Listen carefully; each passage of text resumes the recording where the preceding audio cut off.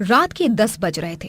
पास के जंगल से भेड़िए की रोने की आवाज आ रही थी कि तभी चुड़ैल अपने हाथों में एक छोटे बच्चे को उल्टा लटकाते हुए लाती है और तालाब पर पहुंचकर उसमें बच्चे को फेंक देती है और कहती है, आज मुझे ज्यादा देर लग गई इस काम को पूरा करने में, कल से जल्दी करूंगी।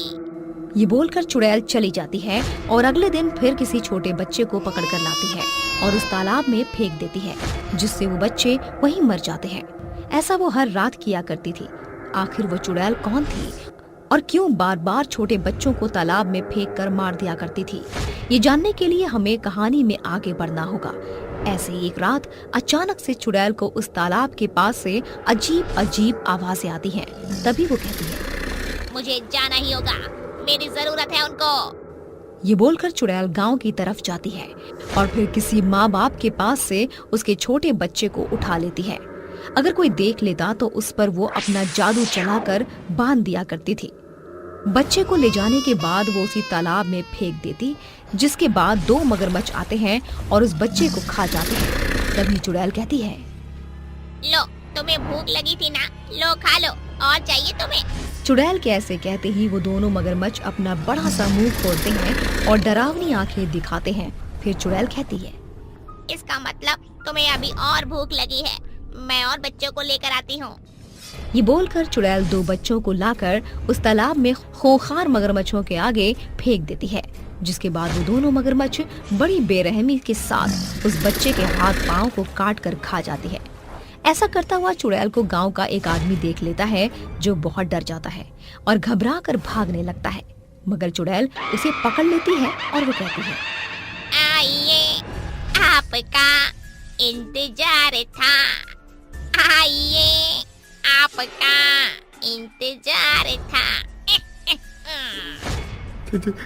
छोड़ दो मुझे, जाने दो। अच्छा, जाने दो तुम्हें, पर तूने तो मुझे देख लिया है, अब तू नहीं बच सकता, अब तुझे मरना ही होगा। ये बोलकर चुड़ैल अपने लंबे नाखूनों से उसके मुंह पर एक तेज निशान मारती है और उसे कच्चा खा जाती है, जिसके बाद वो आदमी मर जाता है और वो बोलती है, अच्छा हुआ इसे मैंने देख लिया, वरना गांव वालों को जाकर मेरे बारे में सब बता देता। ऐसे ही अगली रात वो चुड़ैल एक बच्चे को उठा कर ले जाती है। वो बच्चा बहुत रोता है। तभी वो चुड़ैल कहती है, चुप हो जा, एक आवाज नहीं आनी चाहिए रोने की, मैंने बोला चुप एकदम, इसका तो रोना बंद ही करना पड़ेगा मुझे। चुड़ैल इतना कहते ही उस बच्चे को जोर से जमीन पर फेंक देती है। सर में लगने की वजह से बच्चा वहीं मर जाता है। फिर चुड़ैल बच्चे को उसी तालाब में मगरमच्छ के हवाले कर देती है और दोनों मगरमच्छ उस बच्चे की बोटी बोटी को खा जाते हैं। और चुड़ैल कहती है, अगर तू चुप हो जाता तो मुझे तुझे इतनी बुरी मौत नहीं देनी पड़ती, कोई नहीं बचेगा मेरे कहर से, चाहे मुझे 1000 बच्चों को क्यों ना मारना पड़े। चुड़ैल को ऐसा बोलते हुए शीला देख लेती है और वो अपना मुंह बंद करके जल्दी से गांव के सरपंच के पास जाती है और सरपंच को उस चुड़ैल के बारे में सब बता देती है। तभी वो सरपंच कहता है, क्या मतलब? बच्चों को कोई और नहीं बल्कि एक चुड़ैल ही गायब कर रही है, जो गांव के बाहर वाले तालाब में फेंक देती है। हाँ सरपंच जी, कुछ कीजिए वरना गांव का सारा भविष्य उस मगरमच्छ के पेट में होगा और सब बेऔलाद हो जाएंगे। कल मेरी बहन भी बहुत रोई, उसके 6 महीने के बेटे को वो चुड़ैल उठा कर ले गई और हम कुछ भी न कर पाए। तुम फिक्र मत करो, मैं जानता हूँ उस चुड़ैल को कैसे रोकना है। ये बोलकर सरपंच एक भैरव बाबा के पास जाता है, जो कि चुड़ैलों को पकड़ने में माहिर थे। सरपंच उस भैरव बाबा को सब बता देता है, जिसके बाद वो भैरव बाबा एक बड़ी विधि करता है। उसके मंत्र पढ़ते ही वो चुड़ैल उसके बनाए हुए घेरे में आ जाती है और कहती है, हे तांत्रिक, तूने ठीक नहीं किया मुझे यहाँ बुलाकर, ना ना ना, यहाँ मैं नहीं, तेरी मौत आई है, छोड़ मुझे, बंद कर मंत्र पढ़ना, छोड़। तांत्रिक के मंत्र पढ़ते ही चुड़ैल बौखला जाती है, क्योंकि उसे तकलीफ होने लगती है। तभी उसे मगरमच्छ की आवाज आने लगती है और वो कहती है, छोड़ मुझे तांत्रिक, छोड़, मेरे बच्चे मुझे बुला रहे हैं, मुझे उनके पास जाना है। तेरे बच्चे कौन हैं? तेरे बच्चे और कहाँ हैं? बता, वरना तुझे तेरे बच्चों के पास जाने नहीं दूंगा। छोड़ दे तांत्रिक, मुझे मेरे बच्चे रो रहे हैं। तांत्रिक उस पर भस्म फेंकता है। तकलीफ में आकर वो बोलती है, बताती हूँ। कुछ समय पहले की बात है, मैं जंगल में अपने दोनों बच्चों के साथ झोपड़ी में रहा करती थी। तभी लकड़ी खत्म हो गई तो मैंने अपने बच्चों से कहा, बच्चों, लकड़ी खत्म हो गई है, मैं अभी लेकर आती हूँ। माँ, हम अकेले नहीं रह सकते, हमें भी ले चलो। हाँ हाँ माँ, हम अकेले क्या करेंगे, अगर कोई शेर आ गया तो? तुम दोनों सही बोल रहे हो, मैं तुम्हें अकेला नहीं छोड़ सकती, मेरे साथ ही चलो दोनों। कजरी इतना कहते ही अपने दोनों बच्चों के साथ आगे के जंगल में पहुंच जाती है और कहती है, बच्चों, मैं लकड़ी काटती हूँ, जब तक तुम दोनों यहीं खेलो, ठीक है? ठीक है माँ। ठीक है माँ। बच्चे इतना बोलकर खेलने लगते हैं और कजरी लकड़ियां काटने लगती है। कुछ देर में बच्चे खेलते खेलते आगे की तरफ चले जाते हैं, जहाँ एक साधु बाबा अपनी तपस्या में लीन होते हैं।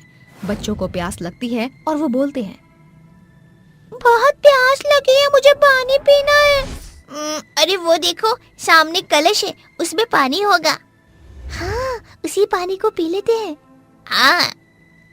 बच्चे उस पानी को पीने चले जाते हैं, लेकिन गलती से उनके हाथ से साधु बाबा का पानी का कलश गिर जाता है।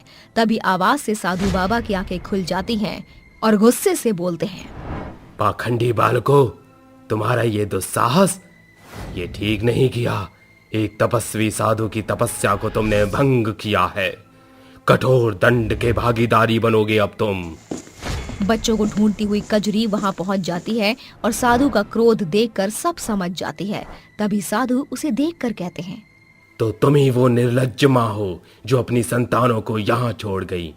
तुम्हारी संतानों की वजह से मेरी बरसों की तपस्या भंग हो गई, जिसके लिए मैं तुम्हें श्राप देता हूँ कि तुम्हारे बच्चे मगरमच्छ बनकर तालाब में खाने को तरसेंगे और तुम उनके लिए तरसोगी। नहीं बाबा, क्षमा कीजिए, मेरे बच्चों को क्षमा कर दीजिए, मगर ऐसा कठोर श्राप मत दीजिए। तो इसी दंड के लायक है। साधु बाबा इतना कहकर चले जाते हैं और उसके दोनों बच्चे मगरमच्छ बन जाते हैं। ये देखकर कजरी बहुत रोती है और कुछ वक्त बाद दोनों मगरमच्छ तालाब में रहने लगते हैं। जहाँ कजरी उसे तालाब में खाना डालकर खिलाया करती थी, ऐसे ही एक दिन वो आ रही थी कि एक कार वाला उसे मार डालता है, जिसके बाद वो चुड़ैल बन जाती है।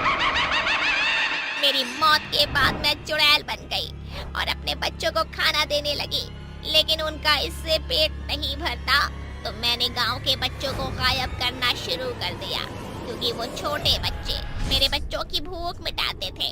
अब सब सुन लिया हो तो मुझे छोड़ दे, अपने बच्चों के पास मुझे जाना है।